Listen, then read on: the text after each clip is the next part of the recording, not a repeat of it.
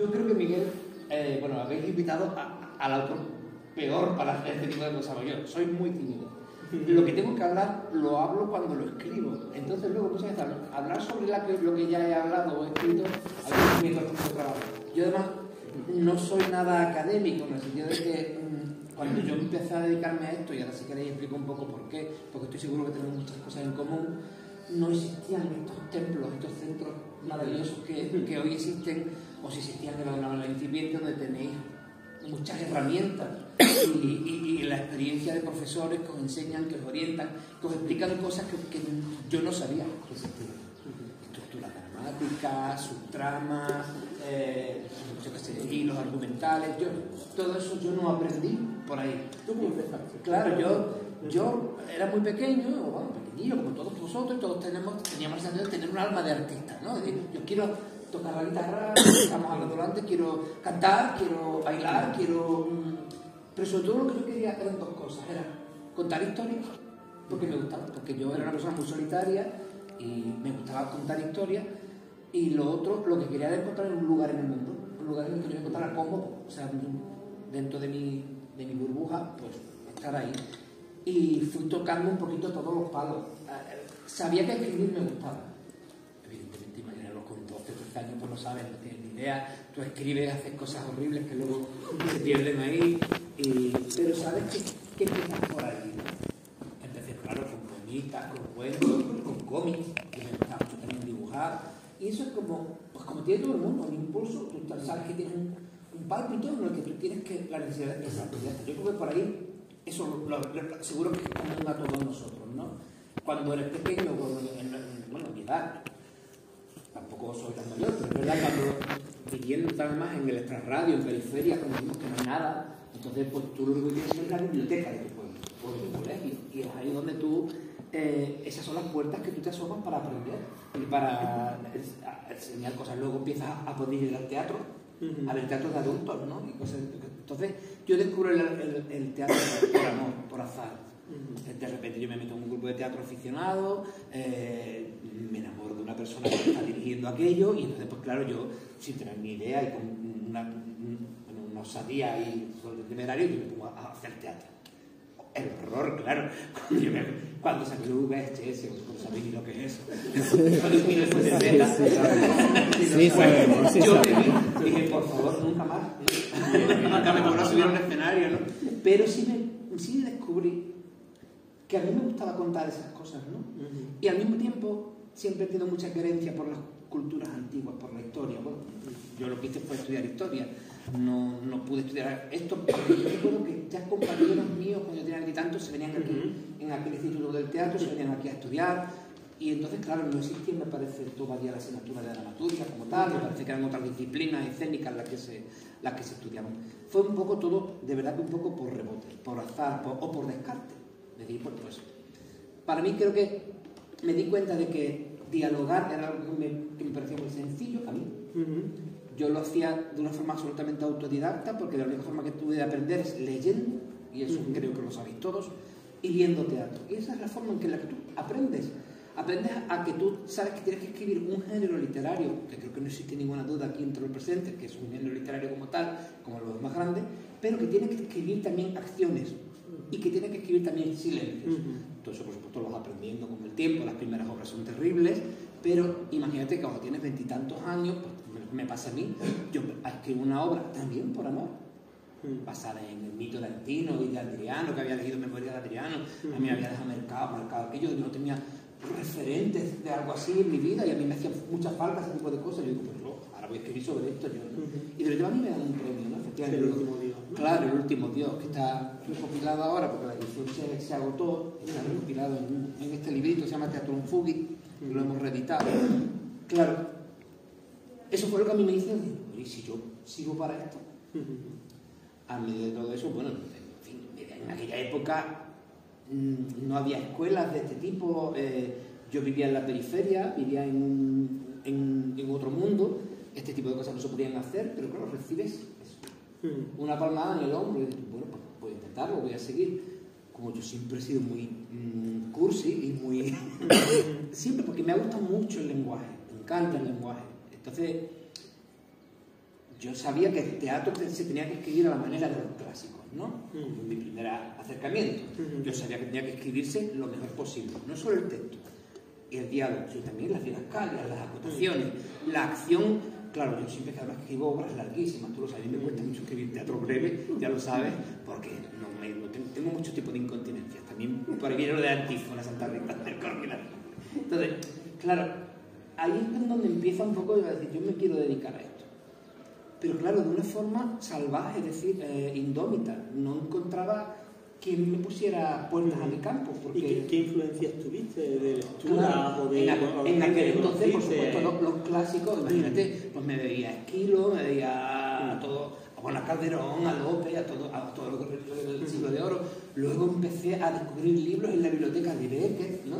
Aquí, ¿esto qué es, no? Claro, hay cosas que yo no entendía absolutamente nada, pero que yo me leía. Empecé a devorar, bueno, yo no me acuerdo, empecé a devorar teatro que luego yo he dicho, yo he leído eso.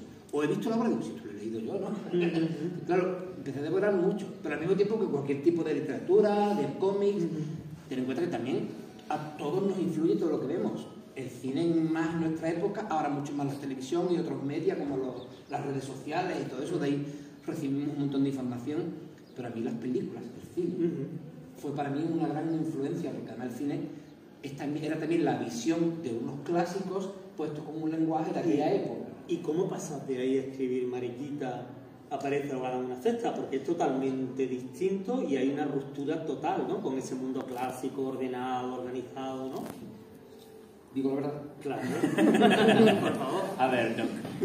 Te coges con 25 años. ¿Qué se hace con 25 años? Pues divertirte, tomar drogas, hacer ese tipo de cosas. Y reírte de todo, ¿no? Entonces, claro, pues en esa época, pues yo descubro la comedia.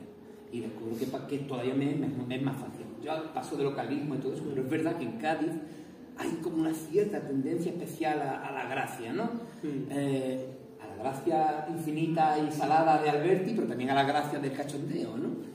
Entonces, pues es verdad que en un grupo de amigos de repente a mí me surgió la posibilidad de escribir una comedia y además escrita en gaditano. ¿Y esto qué es? Yo lo voy a hacer, ¿no? Y ahí salió Mariquita y vuelve a suceder. Por eso yo digo que lo mismo, yo creo que yo he tenido mucha suerte, ha sido un azar, y te vuelve a suceder que me van a el Bradomín.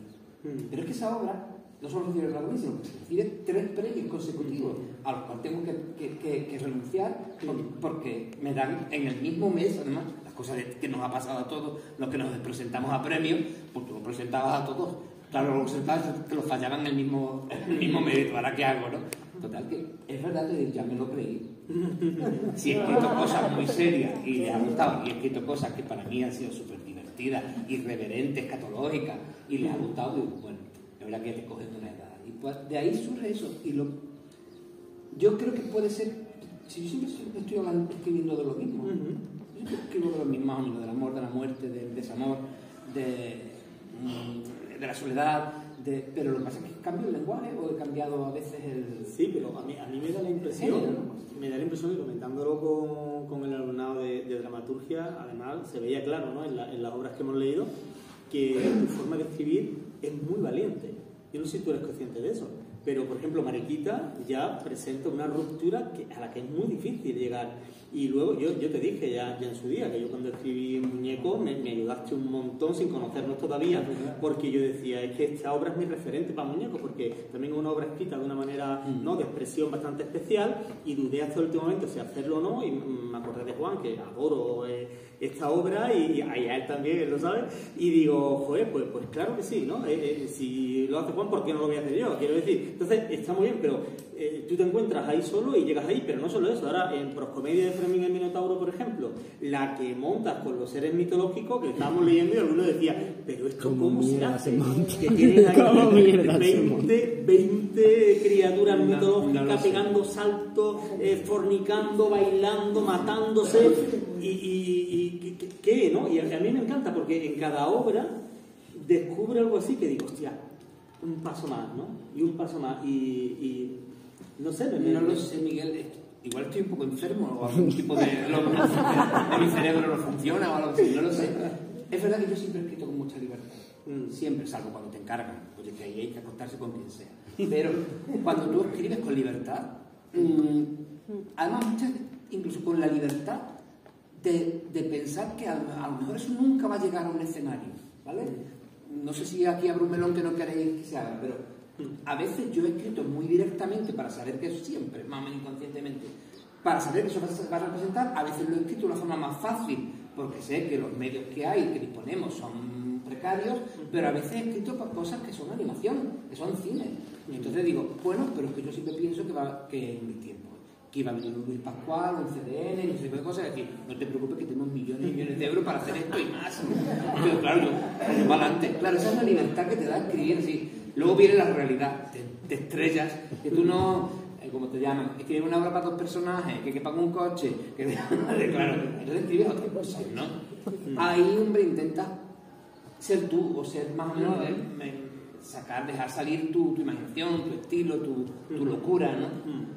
He intentado siempre escribir con mucha libertad. Es verdad que yo tengo un totum revolutum ahí metido, es verdad, pero todo, mira, Mariquita sale directamente del cine de Almodóvar de aquella época, ¿vale? No es desde ahora, sino de aquella época que era absolutamente irreverente, Pepi Noción, esas películas que para mí, esas fueron las que a mí fueron mis referentes como para ti, Mariquita. Pero ¿cómo han hecho esto? ¿Cómo se estaba haciendo esto en aquella época? Que ahora, por supuesto, no se puede hacer, pero se puede hacer, pero claro, con el temor a que vivas seas un maldito, ¿no? O no tengas distribución, o bueno, o te pongan verde, ¿no? Pero claro, yo vi ahí una libertad.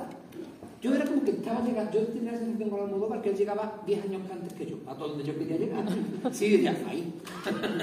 Y qué pena no estar en Madrid, o qué pena no tener 10 años más, o estar en el sitio donde estaba Almodóvar, ¿no? Y claro, de ahí salió, por ejemplo, Mariquita aparece a la y cosas peores.